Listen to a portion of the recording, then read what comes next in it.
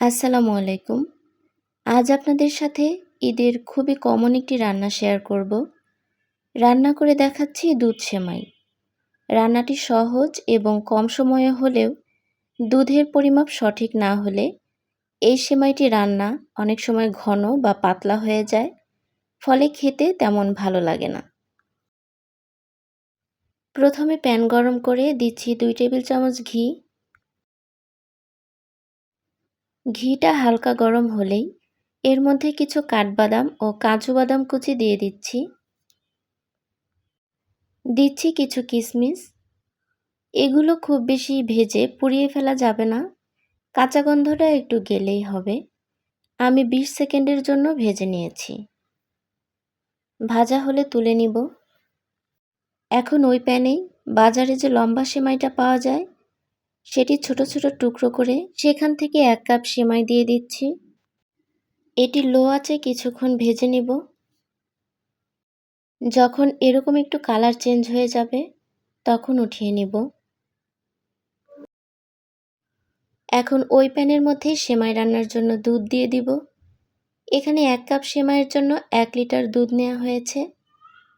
দুধটা আগে থেকে একটি বলক তুলে নিয়েছিলাম। 1 কাপ সেমাইয়ের জন্য 1 লিটার দুধের মাপটা ঠিক আছে। দুধটাকে আরও কিছুটা ঘন করার জন্য 3 টেবিল চামচ গুঁড়া দুধ দিচ্ছি। গুঁড়া দুধ না দিতে চাইলে 1 লিটারের থেকে কিছুটা বেশি দুধ নিয়ে জাল দিয়ে 1 লিটার করতে হবে। গুঁড়া দুধ ভালোভাবে মিশিয়ে নিচ্ছি। তারপর মিডিয়াম হিটে দুধটা বলক তুলে নিব। দুধে বলক উঠলে জালটা একটু কমিয়ে নিব। মিনিট 2 জাল দেওয়ার পর ভেজে রাখা সেমাই দিয়ে দিব। কিছুক্ষণ পর এর মধ্যে ভেজে রাখা বাদাম ও কিশমিশগুলো দিয়ে দিব। মিডিয়াম লো হিটে সেমাইটা 3-4 মিনিটের মতো রান্না করে নিয়েছি। এখন এর মধ্যে 1/4 কাপের মতো কনডেন্স মিল্ক দিচ্ছি। এতে সেমাইটা খেতে আর একটু ক্রিমি এবং সুস্বাদু লাগবে। আরও মিনিট খানেক রান্না করে নিয়েছি। কনডেন্স মিল্ক দেওয়ার পর মিষ্টিটা চেক করে নিচ্ছি। আমি 2 টেবিল চামচ চিনি দিয়ে দিচ্ছি। মিষ্টিটা টেস্ট অনুযায়ী দিবেন।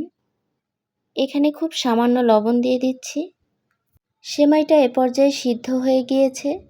চিনিটা দেওয়ার পর আমি আরও 1 থেকে 2 মিনিটের মতো চুলায় রাখব। আমি এর মধ্যে 1/4 চা চামচের মতো এলাচের গুঁড়া দিয়ে দিয়েছিলাম, যেটি ভিডিওতে স্কিপ হয়ে গিয়েছে।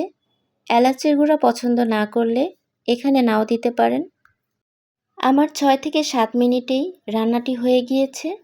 এরকম ঘনত্ব থাকতেই চুলা অফ করে দিব, কারণ ঠান্ডা হওয়ার পর এটি আরও কিছুটা ঘন হবে।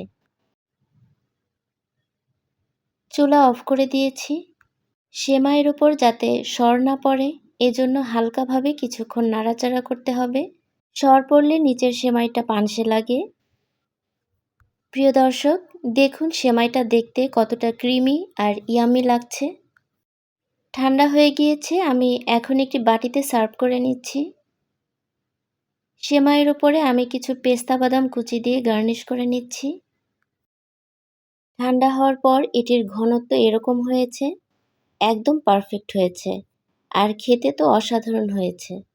প্রিয় দর্শক, আশা করি আমার আজকের ভিডিওটি ভালো লেগেছে। ভিডিওটি ভালো লাগলে একটি লাইক দিয়ে দিবেন এবং চ্যানেলটিকে সাবস্ক্রাইব করবেন। ভালো থাকবেন। আল্লাহ হাফেজ।